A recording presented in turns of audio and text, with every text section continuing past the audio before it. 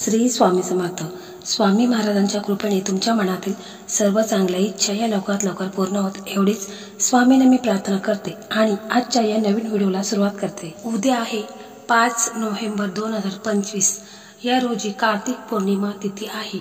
या दिवशी स्नान, दान आणि पूजा अर्चा केली जाते आणि अनेक लोक उपवास देखील करत असतात। या दिवशी श्री हरी विष्णू माता लक्ष्मीची व शिवशंकरांची पूजा करण्यात येते। तर हा दिवस खूप असा पवित्र दिवस आहे आणि या दिवशी आईने आपल्या मुलांसाठी हा छोटासा उपाय आहे तर तो उपाय करायचा आहे। उपाय खूप असा साधा सोपा आहे आणि खूप पॉवरफुल आणि चमत्कारी उपाय करायचा आहे।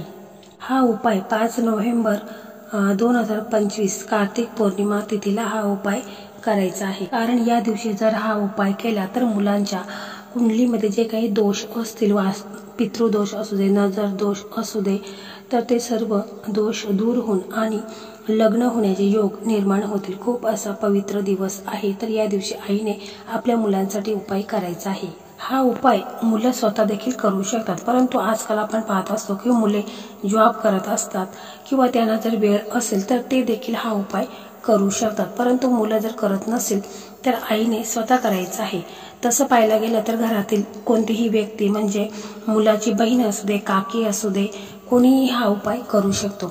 आता काल मी एक व्हिडिओ अपलोड केला होता लग्नासंदर्भात, तर एका ताईने मला कमेंट केली होती की हा उपाय मुलाची काकी करू शकते का? तर तरी देखील चालेल, मुलाची काकी करू शकते, बहीण करू शकते, आत्या करू शकते, कोणीही हा उपाय करू शकतात। तर असेच लग्नासंदर्भात भरपूर व्हिडिओ आपल्या चॅनलवरती आहेत। प्लेलिस्टमध्ये जायचं आहे आणि लग्नासंदर्भात जेवढे व्हिडिओ आहेत ते पाहायचे आहेत। बऱ्याच लोकांनी मला कमेंट देखील केलेली आहे की त्यांचे लग्न देखील जमलेले आहेत। तुमचेही लग्न जमले तर मला कमेंट करून नक्की सांगा।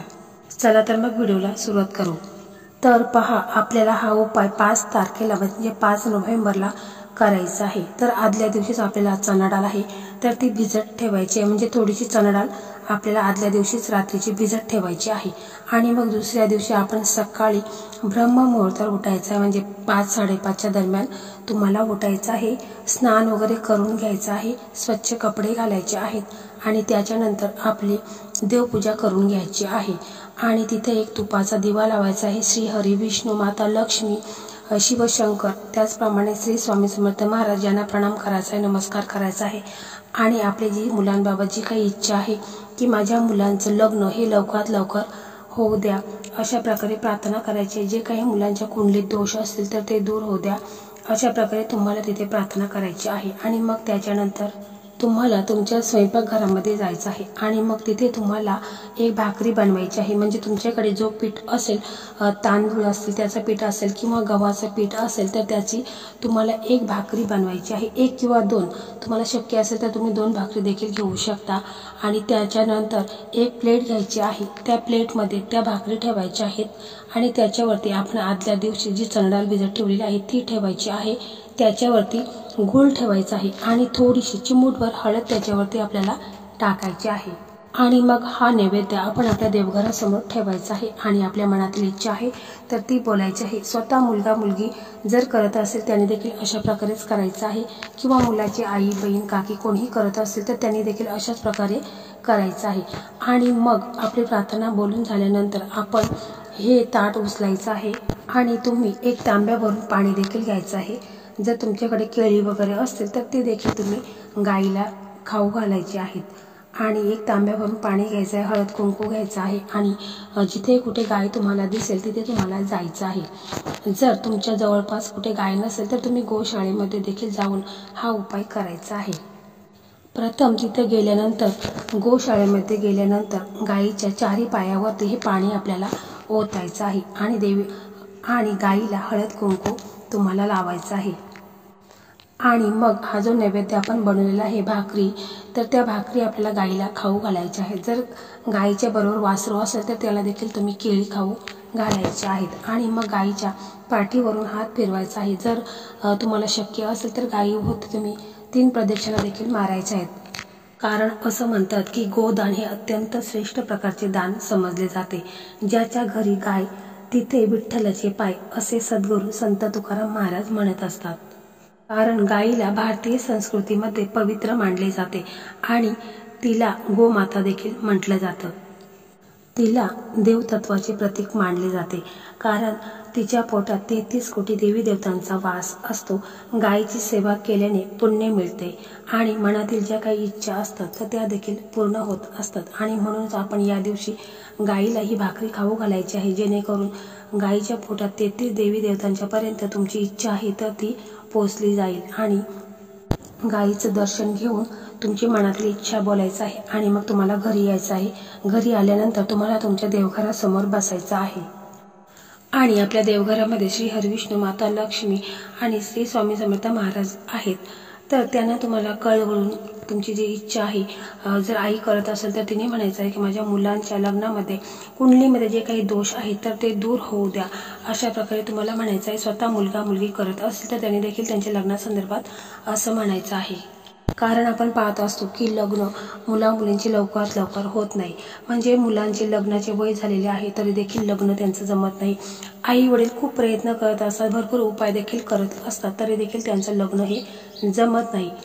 तर हा जर उपाय केला तर 1 दिवसातच लग्नाचे योग त्यांच्या कुंडलीमध्ये निर्माण होतील आणि त्यांचं लग्न हे लवकरात लवकर जमून जाईल. तर मुलगा किंवा मुलगी स्वतः जर असेल तर त्यांनी त्यांच्या देवघरासमोर बसायचं आहे आणि हा मंत्र म्हणायचा आहे. ओम सृष्टिकर्ता मम विवाह कुरु कुरु स्वाहा. आणि आई जर आपल्या मुलांसाठी करत असेल तर या मंत्रामध्ये थोडासा फरक होईल. ओम सृष्टिकर्ता मम पुत्र विवाह कुरु कुरु स्वाहा. आणि आई आपल्या मुलीसाठी करत असेल तर असा मंत्र म्हणा. ओम सृष्टिकर्ता मम पुत्री विवाह कुरु कुरु स्वाहा. तर अशा प्रकारे तुम्ही हा मंत्र 108 वेळा म्हणायचा आहे. तुमच्याकडे जर माळ असेल तर त्या माळेने तुम्ही हा मंत्र बोलायचा आहे. जास्त जोरात देखील बोलायचं नाही, एकदम हळू आवाजामध्ये म्हणजे तुम्हाला जेवढं ऐकायला येईल अशा पद्धतीने तुम्ही हा मंत्र म्हणायचा आहे. मंत्र एकदम साधा आणि सोपा आहे. असं बोलून झाल्यानंतर मग तुम्हाला पूर्ण श्रद्धेने, पूर्ण मनाने, एकाग्रता होऊन तुम्हाला आपले जे देवघरामध्ये देवी देवता आहेत, श्री स्वामी समर्थ महाराज आहेत, श्री हरिविष्णू, माता लक्ष्मी आहेत, तर यांना कळवळून तुम्हाला प्रार्थना करायची आहे की माझ्या मुलांच्या कुंडलीमध्ये जे काही दोष तयार झालेले आहेत, ज्यामुळे मुलांचे लग्न ठरत नाही, ठरलेले लग्न मोडत आहे, तर असे भरपूर समस्या मुलांमध्ये आहेत तर त्या दूर व्हावेत आणि माझी मुलांचे लग्न हे लवकरात लवकर व्हावे. अशा प्रकारे आईने आपल्या मुलांसाठी ही प्रार्थना करायची आहे. तर त्याचप्रमाणे मुलं स्वतः जर करत असतील तर मुलांनी देखील अशा प्रकारेच बोलायचं आहे. तर खूप असा प्रभावी आणि चमत्कारी उपाय आहे. तर हा उपाय तुम्ही केल्याच तुम्हाला याचा अनुभव येईल. एका दिवसात तुमच्या कुंडलीमध्ये लग्नाचे योग आहेत तर ते निर्माण होतील आणि तुमचा मुलगा असू द्या, मुलगी असू द्या, त्यांचे लग्न हे लवकरात लवकर ठरून जाईल. फक्त कोणताही उपाय करत असताना पूर्ण श्रद्धेने, विश्वासानेच करायला हवा, तरच त्याचं पुण्यफळ आपल्याला प्राप्त होतो. आपल्या मनात किंतु परंतु आला तर तो उपाय त्याचं फळ आपल्याला मिळत नाही. तर मंडळी, अशा प्रकारे आजचा हा व्हिडिओ होता. तर हा व्हिडिओ तुम्हाला कसा वाटला कमेंटमध्ये नक्की सांगा आणि हा व्हिडिओ जास्तीत जास्त लोकांना शेअर करा, कारण ज्या मुलामुलींचे लग्न ठरत नाही तर त्यांच्यापर्यंत देखील हा व्हिडिओ पोहोचला पाहिजे. याचं देखील पुण्यफळ तुम्हाला प्राप्त होईल. श्री स्वामी समर्थ. धन्यवाद.